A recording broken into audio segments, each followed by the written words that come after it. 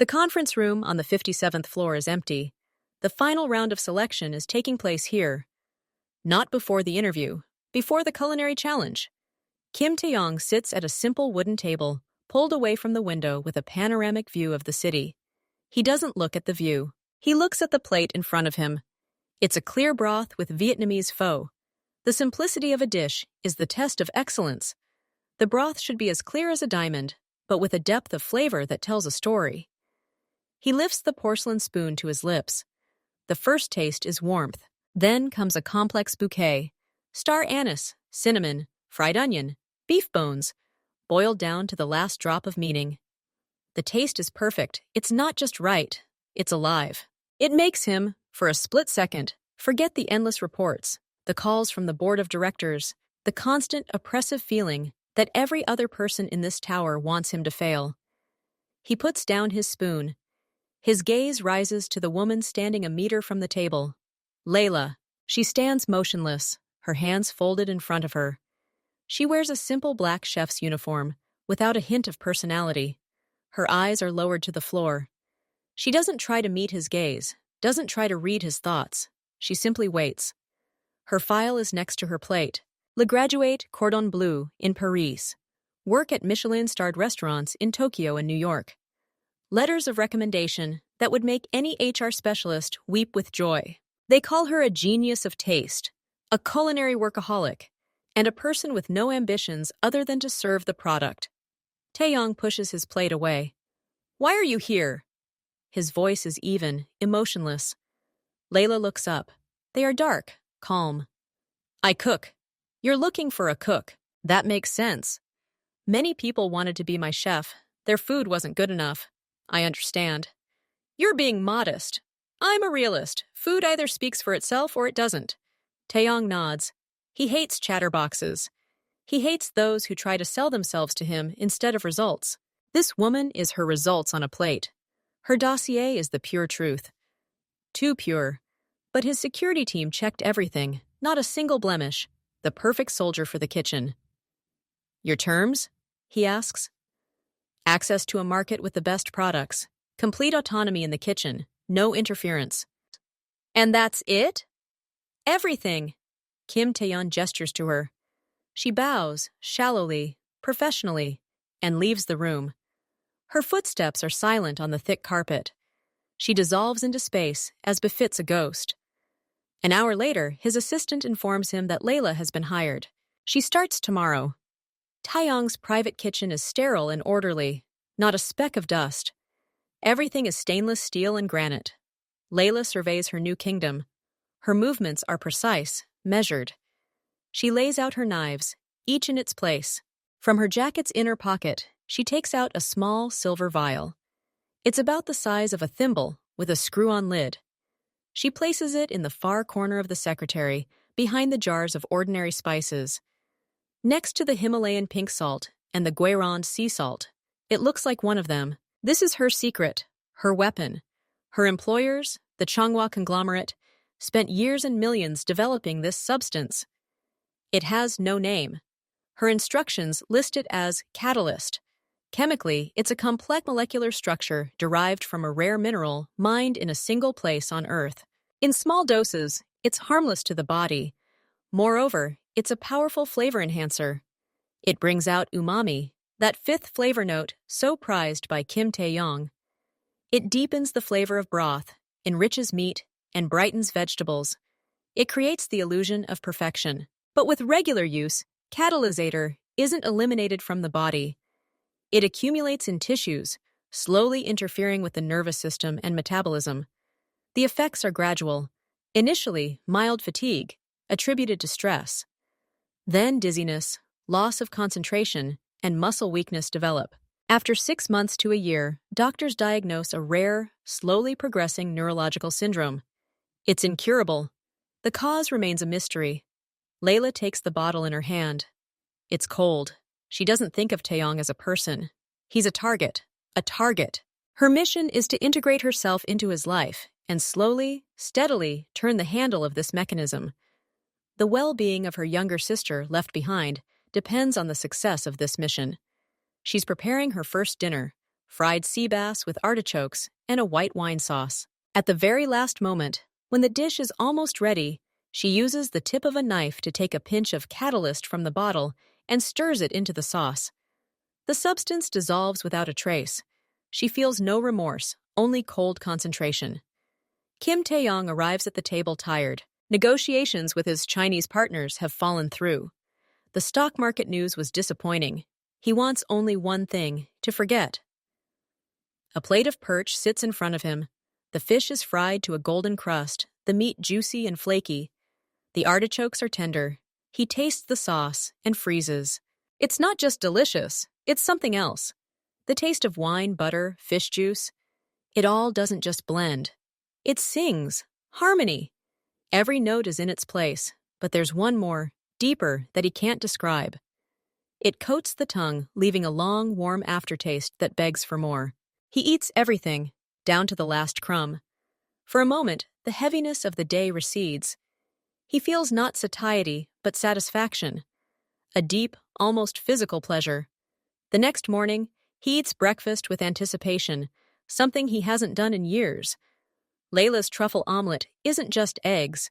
It's an airy, aromatic substance, with the truffles revealing themselves as if they'd just been found in the ground. He begins planning his day around meals. Lunch becomes not a pause, but an event. Dinner becomes a ritual of purification. He even orders a couple of evening meetings to be rescheduled so they don't clash with dinner. He's never directly praised Layla, but he does start leaving empty plates. For him, it's the ultimate compliment. He catches a glimpse of her when he goes into the kitchen for mineral water. She's always silently busy with her work, her back turned to him. She's a shadow that creates light for him. He feels good. Too good. And in this euphoria, his eternal vigilance is momentarily dulled. A month passes. One morning, during a briefing with the security department, Kim Tae-yong suddenly loses the thread of the conversation. The security chief's words dissolve into white noise. The room slowly swims before his eyes. A slight dizziness lasts a few seconds and then passes. He attributes it to lack of sleep. But a day later, the situation repeats itself. He rises from his chair and his vision darkens. A slight but persistent weakness in his legs, like after a long flight. He calls the company doctor. He performs a standard examination. Blood pressure, electrocardiogram, blood test.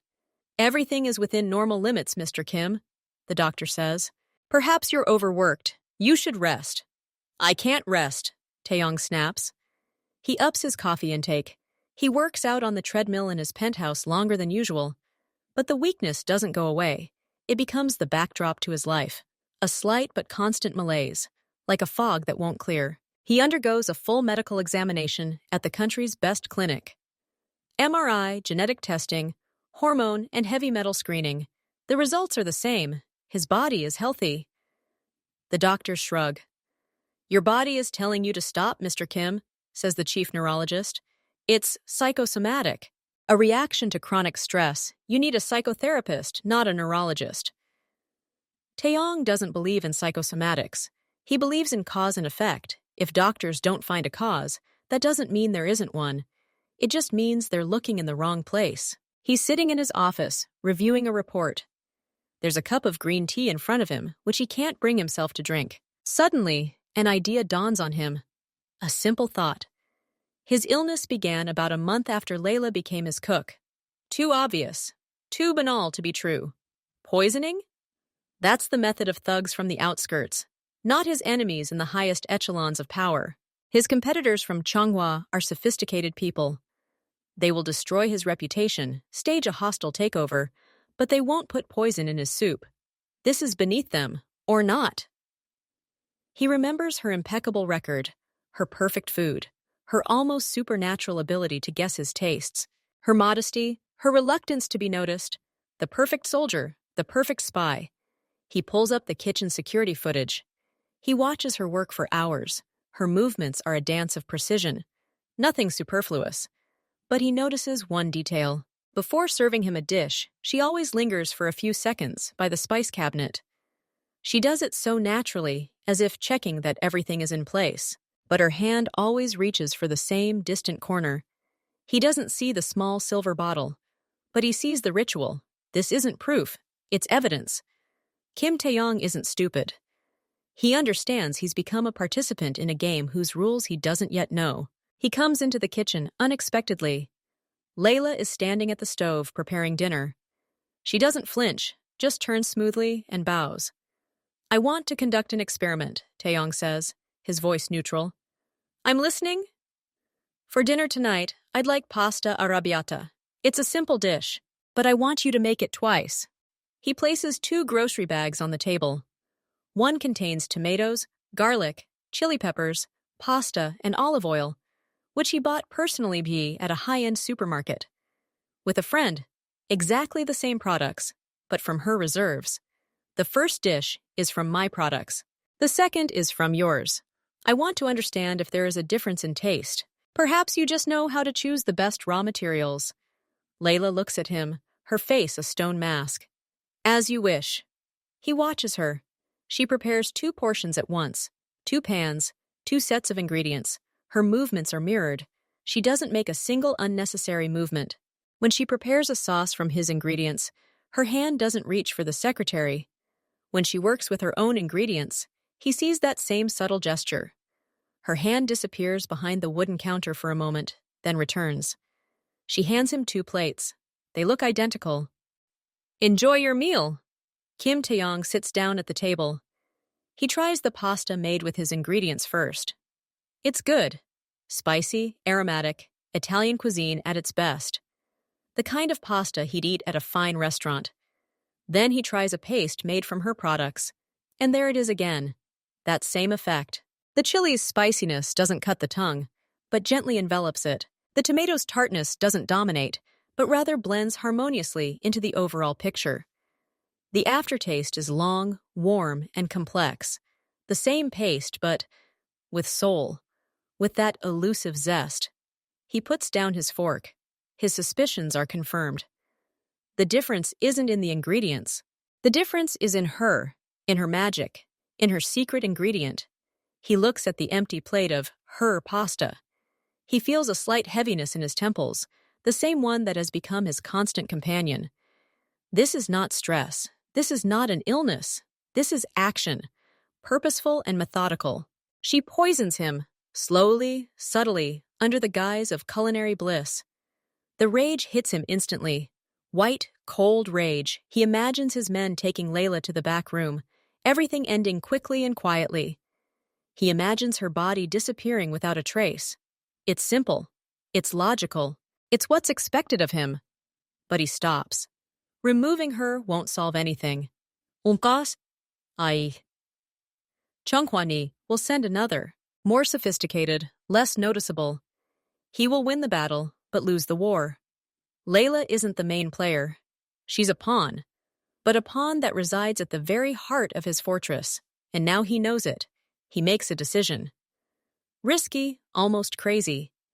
He won't eliminate it. He will use it. He will reach her masters. He will turn their weapons against them. He will continue to eat her food. He will pretend not to notice. He will feign weakness, losing concentration.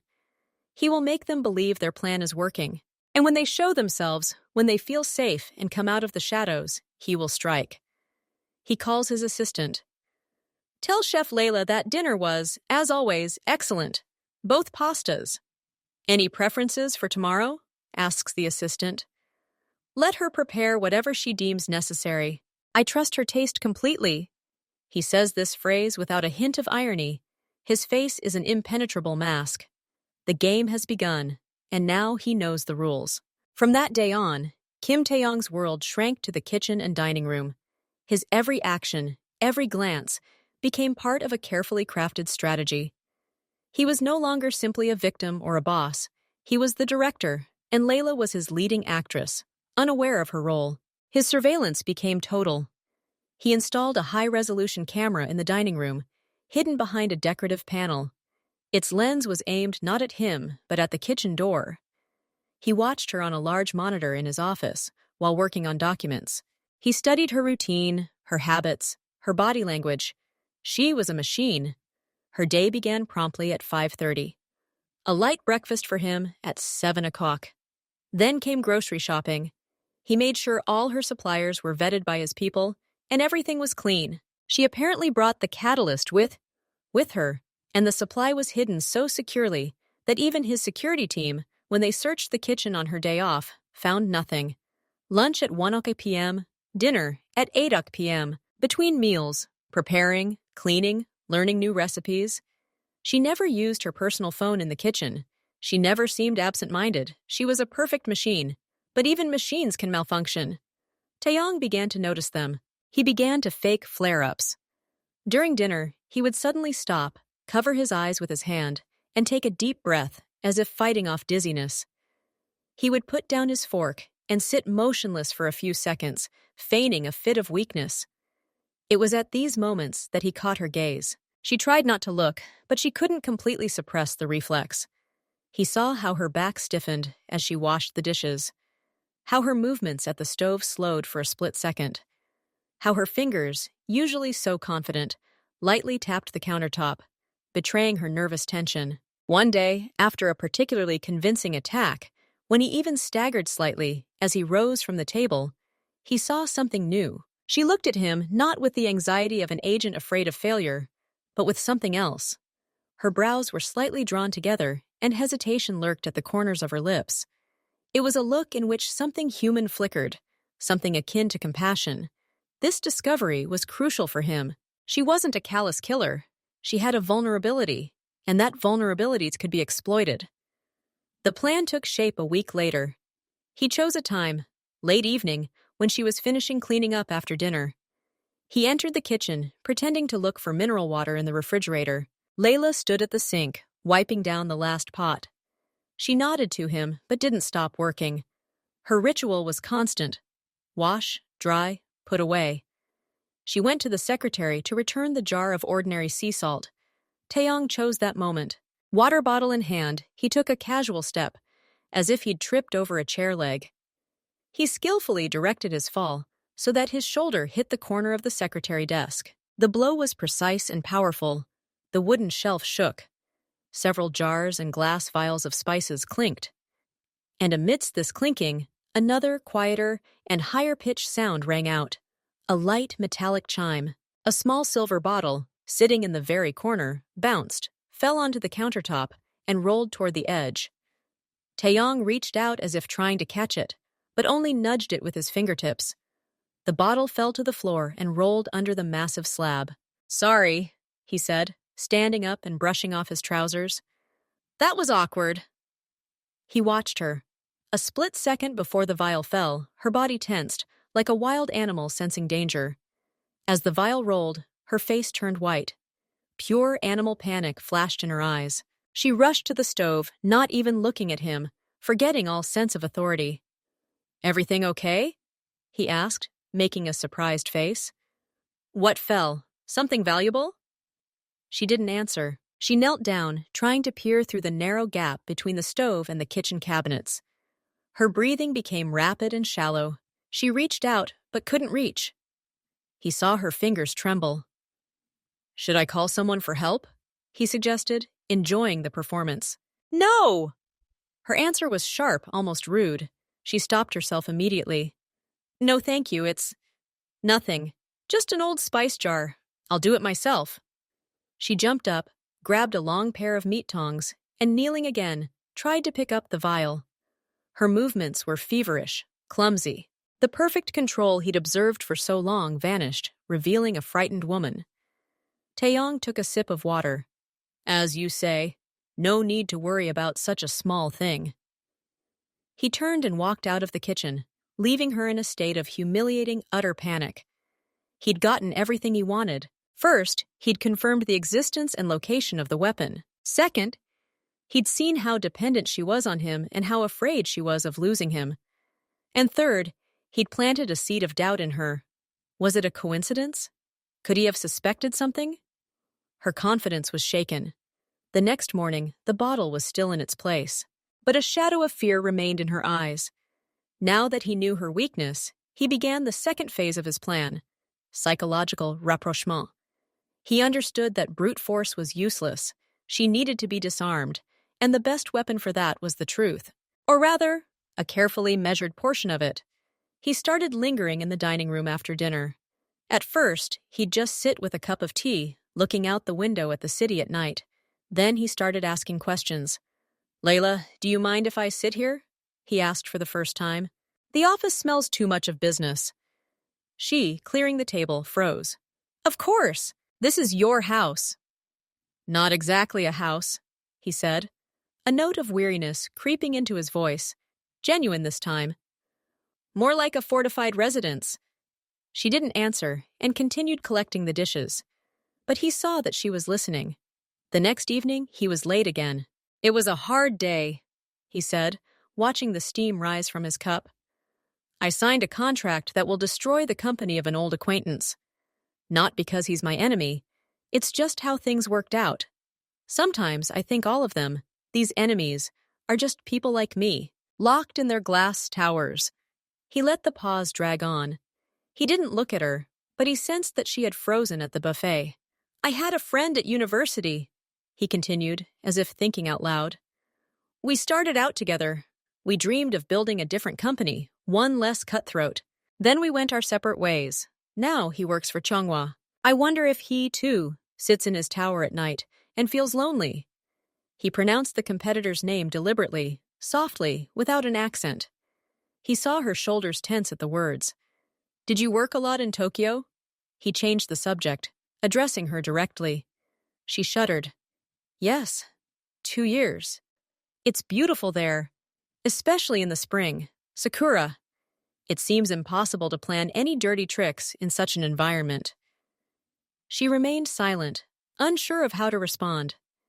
His words were like needles slowly piercing her armor. He wasn't complaining. He wasn't asking for pity. He was simply sharing the facts of his isolation, and in those facts she couldn't help but see a man. The very man she had been ordered to destroy. For Layli, it was a time of internal turmoil. Her world, once black and white, had turned into shades of gray. The image of Kim Tae-yong, instilled in her by her employers, a soulless, greedy monster devouring his competitors, was crumbling at the seams. She saw him returning from work, his eyes sunken with fatigue. She heard his quiet, tired voice in the cafeteria. He spoke not of his victories, but of his losses. Not of his triumphs, but of his loneliness. He spoke of an old friend, of unfulfilled dreams. This did not fit the portrait of a soulless villain. Her mission required hatred, but she couldn't hate him.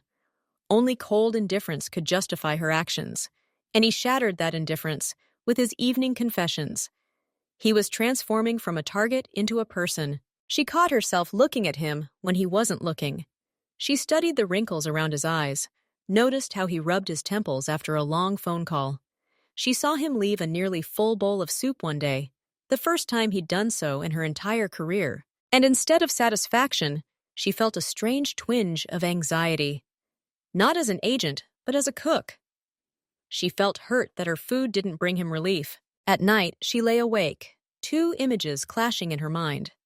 One was Target 1, the object of her mission.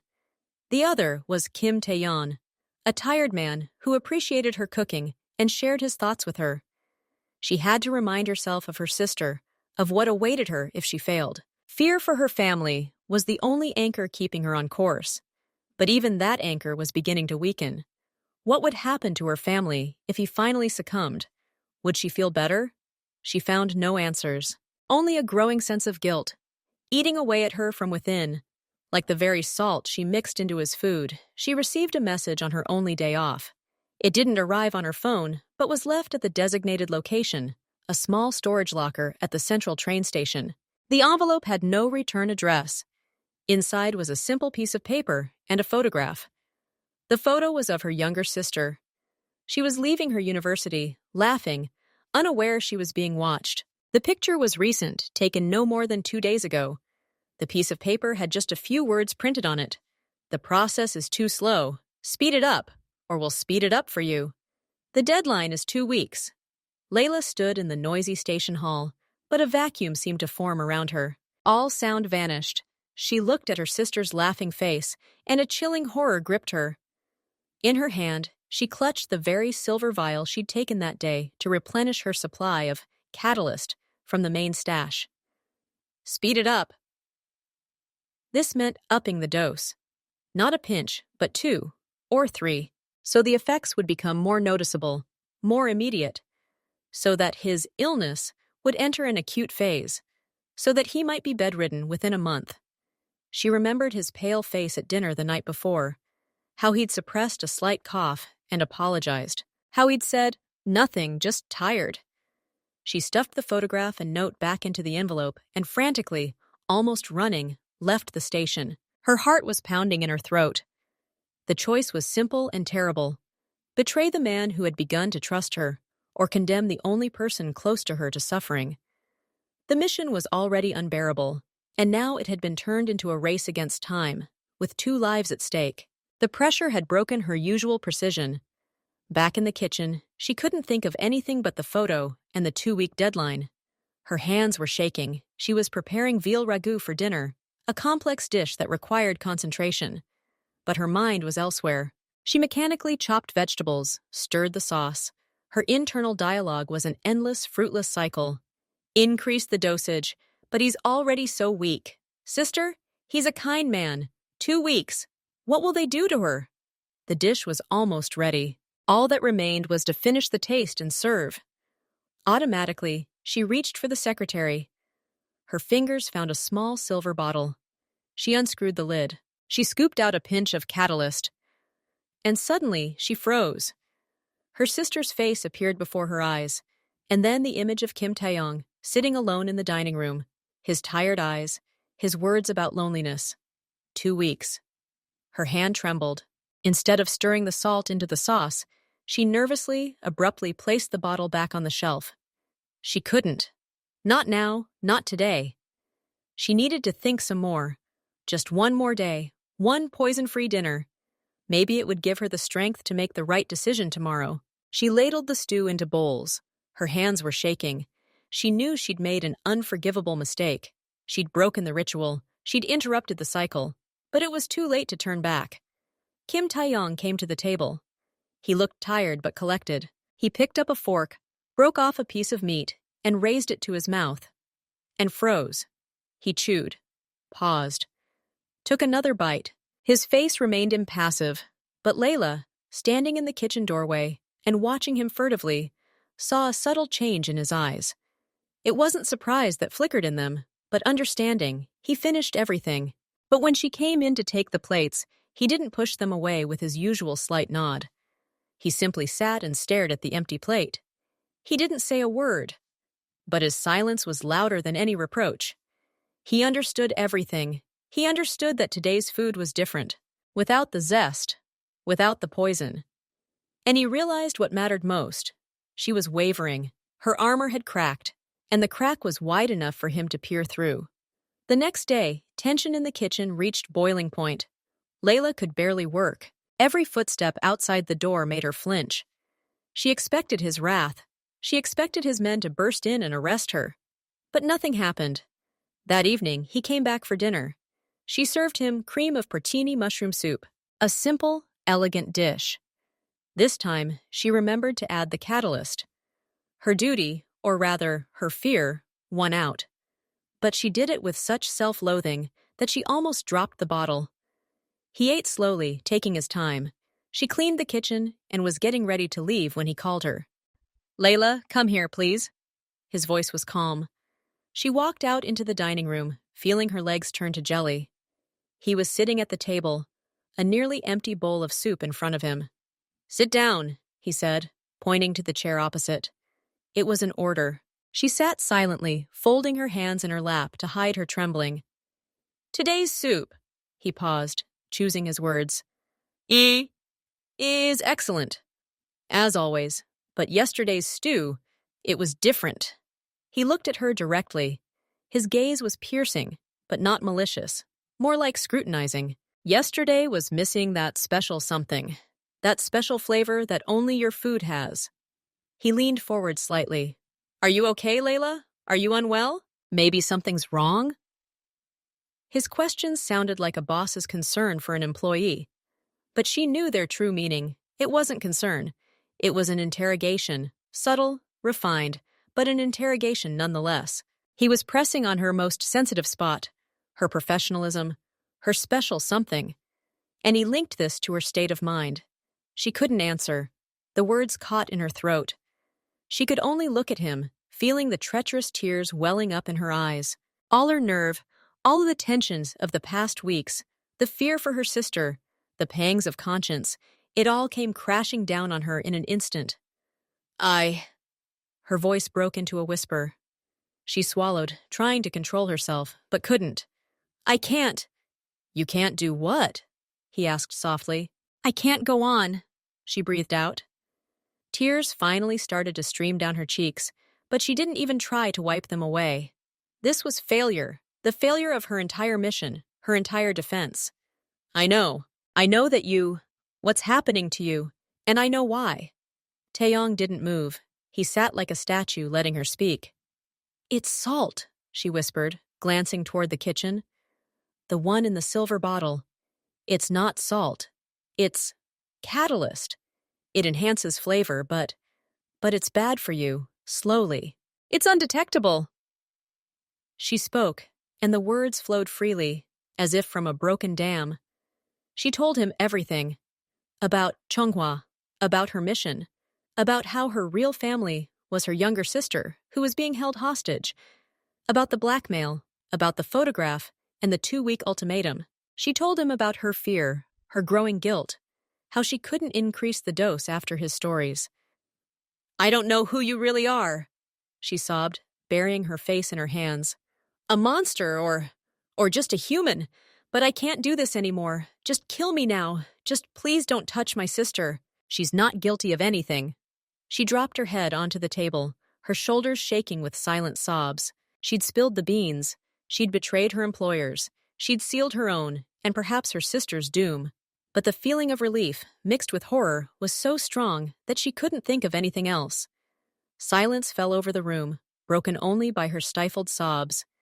Kim Taeyong watched her. He saw neither an agent nor an enemy, but a broken, desperate person.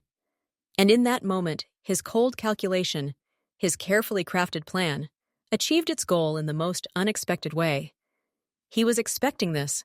He was expecting a confession. But he didn't expect it to be so sincere, so complete. He didn't expect to see such pain. He rose slowly, walked to the sideboard, and poured a glass of cold water. He returned to the table and placed the glass in front of her. Drink this, he said quietly. She didn't move. Layla, his voice became firmer. Drink some water. You need to calm down. She slowly raised her head. Her face was streaked with tears, her eyes red. She looked at him with bewilderment and fear. She had expected anything, a scream, threats, the appearance of security, but not this calm. She took the glass with a trembling hand and took a few sips. Taeyong sat down in his seat. He folded his hands on the table. His expression was serious, but not cruel. I knew, he said clearly and distinctly. She looked at him, not understanding. I knew about the salt, he repeated. I knew about the catalyst. I knew you were sent by the Chonghua. I knew it ever since I tested you with the 2 pastes. She froze, and a new, even more terrible horror began to pull her in. He knew. He knew all this time. And he continued to eat her food. He talked to her, trusted her. Why? She breathed out. Why didn't you do anything? Because you were the key, he explained. If I took you out, I wouldn't have achieved anything. They would have sent someone else. I needed to reach them. I needed them to believe their plan was working. And for that, I needed you. He looked at her, and there was a shadow of something that might have been respect in his gaze. But I was also waiting, he added, waiting for you to tell me everything yourself. Because a man who hesitates, who feels remorse, that man is more valuable than any heartless agent. That man can become an ally. Layla sat, unable to move. Her world had been turned upside down in the last 5 minutes. The enemy had turned out not to be an enemy. Her mission had failed, but she had not been destroyed. She had been offered, what? Forgiveness? An alliance? My sister, she whispered. We will find your sister, Kim Taeyong said, his voice thick with the same steel that had allowed him to rule the empire. and we will deal with Changhua. But now we will do it together, by my rules. He pushed back his chair and stood up. Now go and wash up. Tomorrow you'll have to make breakfast, with regular salt. The silence in the dining room after Layla's revelation was thick and resonant. Kim Taeyong's words, "I knew," hung in the air, turning everything upside down. Layla sat speechless, her mind refusing to accept the new reality. He knew, all along. He wasn't a passive victim. He was a strategist, observing his opponent playing his own game. And now he was revealing his cards. He didn't look triumphant. His face was a mask of cold, calculating seriousness. The tears on her cheeks had dried, leaving only a tight feeling and a feeling of utter devastation. "You used me," she whispered, and it was not an accusation, but a statement of a terrible fact. "Likewise," he retorted, not looking away for a moment. "The difference is that now I propose we stop this mutual deception and begin a mutually beneficial cooperation." He stood up and began to pace slowly around the dining room, his hands clasped behind his back. He was a general again, plotting a battle plan. "Your situation is simple and hopeless," he said, speaking more to himself, formulating his thoughts aloud. "That's game. The Changhua is holding your sister. They've ordered you to accelerate my deterioration. You can't disobey without risking her well-being. You can't obey without breaking down. It's a dead end." He stopped in front of her. "I offer a way out. You continue to play your role. You send them reports that I'm weakening. You even continue to use the catalyst, in strictly measured doses. I will ensure my public appearances match this narrative." Layla looked at him, still not understanding. "Why do you need this? To catch my handler?" "To catch the one behind your handler," he corrected. "Your handler is a small fry. I need the one who gave the order, the one in whose office the schematic for this operation hangs. To bring him to light, I need them to be absolutely convinced of their success. Your reports and my deterioration are bait, and you are the guide who will lead us to the heart of their operation." "And my sister?" Layla's voice trembled. Taeyong said, "While you work for me here, my people will work there. I have resources the Changhua can only dream of. My specialists will find your sister, and they will extract her, safely and discreetly." There was no boasting in his words. There was only absolute, chilling confidence in his own strength, the same confidence that allowed him to build an empire. "And then what?"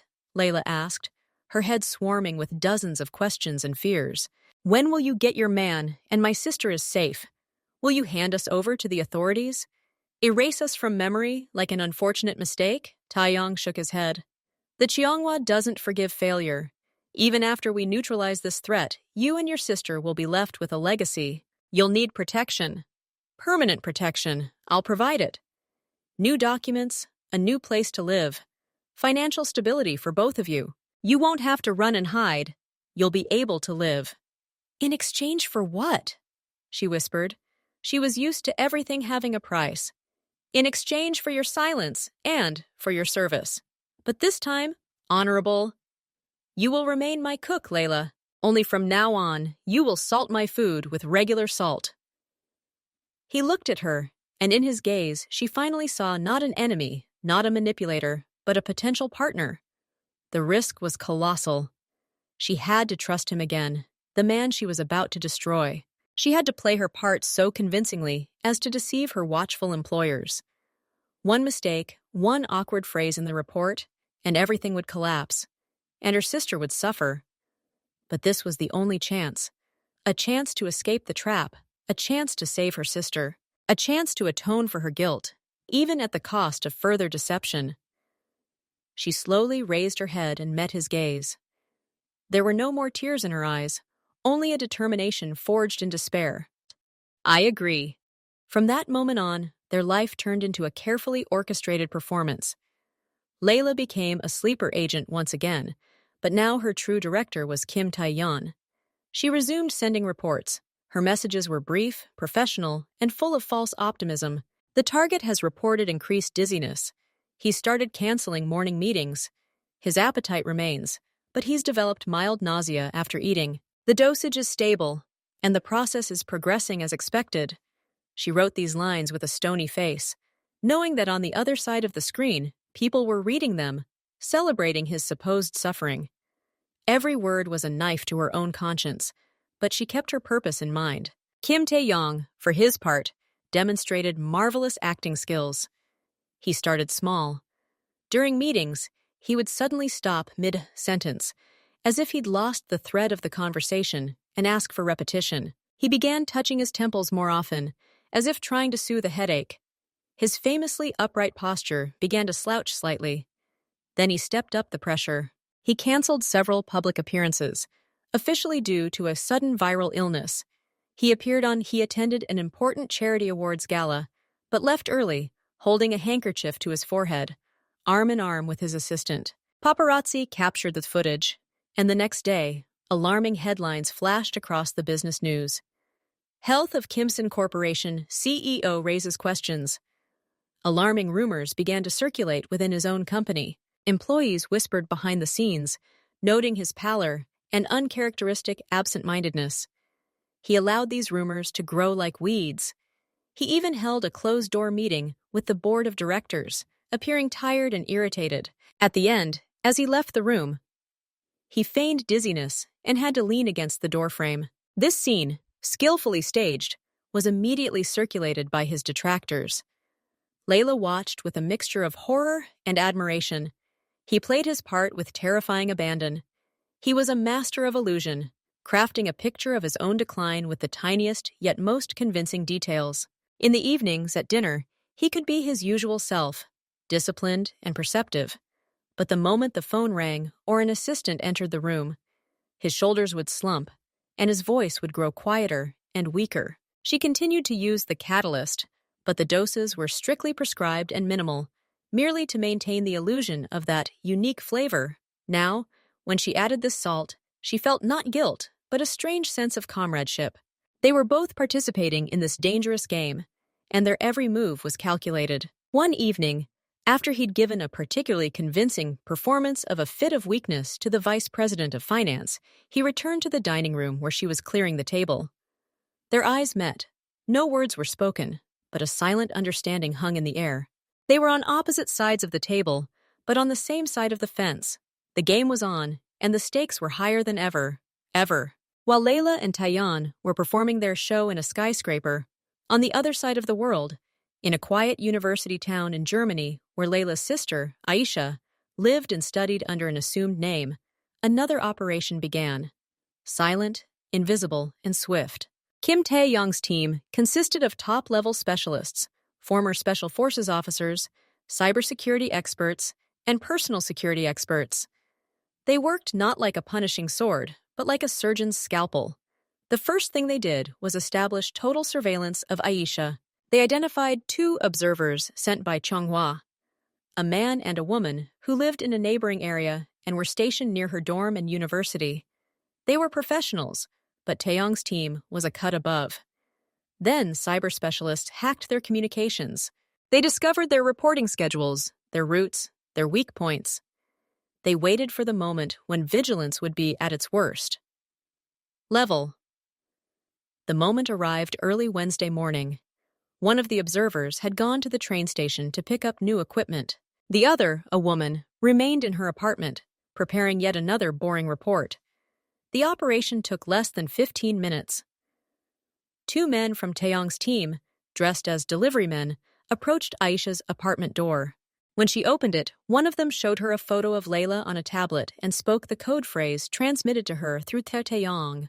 "Sister sent us. Your flowers need watering." Aisha, whom Layla had warned about possible contact via encrypted message on social media a week ago, nodded, her eyes wide with fear and hope. She was ordered to gather only the essentials: her passport, money, and her phone. It all took 2 minutes. Meanwhile, another team member disabled the hallway's security cameras for exactly 3 minutes. The couriers and Aisha exited through the back door, where a nondescript van awaited them. The van changed license plates 3 times and transferred Aisha twice to another vehicle in an abandoned shopping center parking lot before she ended up in a safe house on the outskirts of town. Meanwhile, in the observer's apartment, Her computer suddenly froze and then displayed a blue screen. While she was cursing and rebooting, all the data on her hard drive was remotely copied and erased. Communication was lost. When the second observer returned from the train station, Aisha had already moved to another city, and her trail had vanished. They found an empty apartment and panic. Their reports to Tai, Chonghua, were filled with confusion and anger. Target has disappeared. Reasons unknown. Perhaps she suspected surveillance and fled on her own. That same night, Layla, standing in the kitchen, received a message on her encrypted channel. It was a photograph. Aisha was sitting in a cozy room, a kitten on her lap, and a fresh croissant in her hand. She was smiling. Beneath the photo was a single phrase: "The orchid is safe. It's blooming." Layla leaned against the cold wall, closed her eyes, and exhaled. A weight had lifted from her shoulders. She cried, but this time from relief. The first part of their plan had succeeded. Her sister was free. Aisha's rescue was a turning point. Now Layla could act without fear for her sister. Her performance became even more convincing because the last note of genuine fear had vanished. Only cold, calculating acting remained. A week after Aisha was safe, Kim Tae-yong faked a sudden deterioration. He didn't show up for work and canceled all meetings. Rumors began swirling around the company that he was confined to his residence and not seeing even his closest employees. His personal physician, one of the few initiated into the plan, he came to the tower twice a day, and his face was gloomy when he left. Layla sent an urgent message to her handler. "The target's condition has deteriorated critically. Symptoms indicating imminent death have appeared. Instructions required." The answer came quickly, just a few hours later. "Wait, prepare the final report." They waited another 3 days. 3 days during which Taeyong made no public appearance whatsoever. A media storm erupted in the press. His company's shares plummeted. Layla continued sending brief, alarming updates. "Unconscious. Doctors helpless. The end is near." Finally, the long-awaited message from the curator arrived. It was laconic and filled with hidden triumph. "Confirm the final. Then report to the meeting for a full report. Location: Warehouse Complex number 7 in the port. Tomorrow, 11 o'clock p.m. Come alone. Make sure you're not being followed." Layla showed the message to Taeyong. He read it, and a shadow of satisfaction crossed his face. Warehouse Complex number 7 belonged to a subsidiary of Chonghua. They were so confident of success that they didn't even bother hiding their involvement. They were already celebrating their victory. "Okay," Taeyong said. "Answer. Say, 'The final is confirmed. I'll be there at the appointed time.'" Layla sent the message. Her hand didn't tremble. Now she was no longer a victim, no longer a tool, but an active participant in the trap they were preparing for her former masters. The entire next day was spent in meticulous preparation. Taeyong's team had taken up positions around the warehouse in advance. Cameras and listening devices were installed, and all possible escape routes were blocked. Layla was equipped with a miniature transmitter, hidden in a button of her coat. Everything was thought out to the smallest detail. At 10:30 p.m., she got into the car. It was driven by one of Taeyong's men, a taciturn professional she'd seen a couple of times. They drove in complete silence. Layla looked at the city lights reflected in the dark waters of the bay. She thought about how it all began and how it was about to end. She felt no fear, only cold determination. Warehouse Complex number 7 was a colossus of rusty metal and dirty concrete. At night, it looked abandoned and ominous. The wind from the bay howled through the cracks in the walls, carrying the smell of salt, fuel oil, and rotting wood. The car stopped 200 meters from the entrance. Layla got out and walked, her footsteps echoing loudly across the deserted area. She entered through the half-open gate into the main hangar. Inside, the darkness was dim, broken only by a few lonely light bulbs under the high ceiling. Dust hung in the air. In the center of the hangar, next to a truck with an empty trailer, stood a lone man in a dark coat. It was her handler, the man she knew by the code name Owl. He was just as she remembered him, short, nondescript, with a face that was instantly forgettable. A perfect gray mouse. Seeing her, he took a few steps toward her. A thin, satisfied smile played on his lips. "Layla!" Congratulations on successfully completing the mission. His voice was even, emotionless. Mission completed, she confirmed, stopping a few meters away from him. Final report. He extended his hand. She pretended to search for documents in her coat's inside pocket, stalling for time. Are you sure it's safe here? Absolutely, he snorted. This is our territory. No one will dare to interfere. Now that Kim Taoyuan is no longer a problem, we can... He didn't finish. Figures suddenly appeared from the darkness, from behind the shipping containers and construction debris. They moved silently, like ghosts, surrounding them in a tight circle. There were about 10 of them, all in black uniforms, weapons at the ready. They moved with such coordination that there was no doubt they were professionals of the highest caliber. The owl froze, his smile instantly vanishing, replaced by a mask of shock and panic. He instinctively reached for the holster under his arm, but one of Taeyong's men, without a word, knocked him down with a precise blow to the arm. The pistol flew off with a clatter. At that moment, Kim Taeyong stepped out of the main entrance to the hangar. He was dressed in a dark suit, his face calm and perfectly healthy. He walked with an even, confident gait, his posture impeccable, not a trace of the weakness he had so carefully feigned in recent weeks. He stopped next to Layla, his gaze falling on the owl, who, writhing in pain, looked at him with silent horror. Good evening, Taeyong said, his voice clear and strong, ringing like a bell in the echoing hangar. I believe you were expecting me in a different state. The owl couldn't utter a word. He looked from Taeyong to Layla, and the complete collapse of all his plans, all his calculations, was evident in his eyes. He wasn't just caught. He was morally destroyed. Your operation failed, Taeyong continued. Your agent was working for me. Your victim is alive and well, and now you're my guest. And I'm sure we'll have plenty to talk about. About the structure of Changhua, for example. About the people who gave the order. He nodded to his men. 2 of them roughly lifted Owl from the floor and dragged him toward the exit. He didn't resist. He was broken. Taeyong turned to Layla. The noise of the operation died down, and the hangar was once again silent, broken only by their breathing. It's over, he said simply. She nodded, feeling the last vestiges of tension drain from her body. She looked at this man who had transformed from prey to hunter, from enemy to ally. The long, exhausting lie had finally come to an end. The following days were filled not so much with celebration as with painstaking work to consolidate their success. Under the pressure of irrefutable evidence and well-directed psychological pressure, the owl began to testify. He revealed the structure of the Changhua spy network, the names of other sleeper agents, and, most importantly, the name of the high-ranking official who oversaw the operation to assassinate Kim Taeyong. This information was a devastating blow. Kim Taeyong unleashed not military force but an information storm on Changhua. Anonymous leaks to the media, sudden inspections by government agencies, and the mass abandonment of key partners. Chonghua's shares plummeted, and its reputation was destroyed. The leader himself was forced to resign, and soon criminal charges were brought against him. The Changhua Empire suffered a blow from which it would not recover for years. Amid these global upheavals, Kim Taeyong fulfilled his second promise. A new, untouchable reality was created for Layla and Aisha. They were provided with luxurious apartments in a secure residential complex owned by Taeyong, with 24-hour security.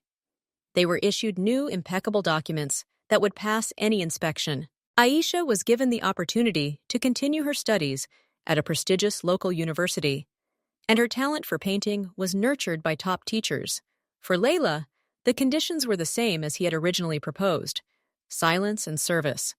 But now the words had a different ring to them. Silence meant not concealing a crime, but protection from the past. Service meant not slavery, but a profession she loved, and a duty to the man who had saved her and her sister. He offered her an official contract, a personal chef with an astronomical salary, and complete creative freedom. She accepted without hesitation. Her kitchen remained the same, but now there was no room for the small silver bottle. It was gone forever, as was the fear that had lingered in her heart. A month passed. Life had settled into a new, strange, but lasting course. Aisha, finally freed from her constant fear, blossomed. She immersed herself in her studies and art, and her work began to be accepted into local exhibitions. She was grateful to Taeyong, but treated him with respectful caution, still not fully understanding the nature of the relationship between him and her sister. Layla and Kim Taeyeon developed a new format for communication. He no longer lingered in the dining room for evening chats. Their conversations were limited to menus, schedules, and the occasional dish reviews. There was no longer any familiarity or hostility between them. Something third had emerged, a complex, hard-won trust, like a thin but strong thread. They had been through the fire of mutual deception and emerged, if not as friends, then certainly not as enemies. They knew each other's worst and most vulnerable sides. He knew she had been sent to destroy him. She knew he was willing to risk his health for a complex, multi-move scheme. They had seen each other without masks, and now that masks were no longer necessary, they preferred to keep their distance, like two soldiers after a hard battle who respect each other but do not seek intimacy. One evening, Taeyong, reviewing a report on the failure of one of Cheonghwa's projects, received a message from his security chief. It read, "The threat has been completely neutralized. The chain of command has been broken. The Cheonghwa station in the country has been eliminated. The case can be considered closed." He put his phone down and walked to the window. The city below sparkled like a scattered handful of precious stones. He felt not triumph, but a deep, calm satisfaction. He hadn't simply defeated a competitor. He had neutralized a threat that had been gnawing at him from within for years, and he had gained something valuable, a man whose loyalty hadn't been bought or extorted, but hard-won and earned. Downstairs in her kitchen, Layla was finishing up dinner. She was calm. For the first time in years, her conscience was clear. Her sister was safe. Her life had found stability and meaning, albeit in such bizarre circumstances. She was no longer a tool, she was simply a cook. And in this simplicity lay her new freedom. The evening was quiet. Kim Taeyong entered the dining room and sat in his usual place. There were no documents on the table, only simple cutlery and a crystal glass of water. A few minutes later, Layla emerged from the kitchen, holding two simple porcelain plates of seafood pasta. The dish looked perfect. Perfectly al dente spaghetti, succulent scallops seared to a golden crisp, and a fragrant white wine sauce. She placed one plate in front of him, the other at the opposite end of the table. It was a new, unspoken ritual. Since everything had ended, she sometimes dined with him, not as a servant, not as a guest, but as someone sharing a meal in a silent understanding of what they had come to. She sat down. He picked up his fork, twirled some spaghetti around it, and brought it to his mouth. He chewed, and then he looked up at her. His eyes were calm and clear. "Delicious," he said, and after a short pause he added, "Really?" There was no ambiguity or hidden meaning in these words. There was no hint of that special twist. It was a straightforward, honest assessment of food prepared without deception, without fear, without ulterior motives. Layla felt a small, barely noticeable smile spread across her face. She nodded in response. "Thank you." They continued eating in silence. The sounds of the city outside the huge window were muffled, distant. In the center of the table, between them, stood a small wooden salt shaker. A simple spoon protruded from it. It contained ordinary sea salt, coarse, gray, clean. The camera slowly approached the salt shaker until it filled the entire field of view. It was a simple, everyday object. But in this shot, it was a symbol of everything they had experienced, a symbol of the end of lies, a symbol of the poison, physical and moral, being expelled from their lives. A symbol of a new beginning, simple, genuine, and finally harmless. They ate. And in this simple, shared meal, there was no hostility, no fear, no deception. There was only a quiet, complex, but unconditional truce, signed not on paper, but in the silent agreement of two lonely people who found a friend not of an enemy, and not of a friend, but simply of a person with whom you can share silence and a plate of food salted with ordinary salt. A few more months passed. Winter gave way to early spring, and the city outside began to thaw, dripping loudly from the rooftops, reflecting in the puddles on the penthouse terrace. This terrace, vast and once deserted, was now inhabited. There was outdoor furniture, a couple of ottomans, and even a small steel barbecue grill. which Layla sometimes used. Taeyong's life had changed little on the surface. He woke up early, immersed himself in work, and held countless meetings. But something had shifted inside his fortress. The pressure, the constant, invisible squeeze that had been squeezing his temples for years, eased. He sometimes caught himself simply looking out the window, not thinking about contracts or competitors, but watching a cloud, illuminated by the setting sun, slowly drift over the horizon. He no longer checked his food. He didn't catch himself analyzing every taste, searching for a catch. He simply ate, and in this simplicity lay a luxury no amount of money could buy. Trust, hard-won and forged in the crucible of mutual betrayal, proved stronger than any wall. For Layla, these months became a time of slow healing. The nightmares of her dropping that very silver flask, followed by Aisha plummeting into the abyss, became less frequent. She began to adjust to her new status. She was neither a servant nor an equal. She was Layla, a cook, a sister, a person who had earned her place not through deception, but through redemption. She began experimenting in the kitchen. She stopped following only the classic canons and began introducing something of her own. Memories from childhood, bold combinations of flavors she would have hesitated to suggest before. And he embraced it. Sometimes he praised it. Sometimes he silently finished it, and once, after trying her version of spicy ramen with smoked eel, he said, "Unusual, but interesting." For her, that was the highest praise. Aisha had finally adapted. She made friends with other students, and her paintings began to be accepted into serious youth exhibitions. Sometimes on weekends, she would come to the tower, and she and Layla would spend time together on that very terrace, chatting about trivial things and laughing at silly videos on their phone. In these moments, Layla caught herself in a feeling she'd almost forgotten, the feeling of a normal, peaceful life. One Saturday morning, Taeyong skipped the office. He went out onto the terrace, where Layla was brewing coffee in a Turkish coffee pot, adding a pinch of cardamom. "I didn't expect to see you," she said, without turning around. She had learned to recognize his footsteps. "I figured the world wouldn't end if I spent the morning not writing reports," he replied, approaching the railing. They stood in silence, breathing in the fresh, cool air and the aroma of coffee. The city below was noisy, but the noise was now background noise, not a threat.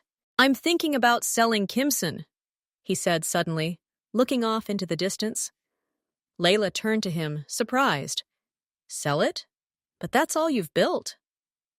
"That's precisely why," he shook his head. "It's become an unbearable burden, a fortress in which I've imprisoned myself.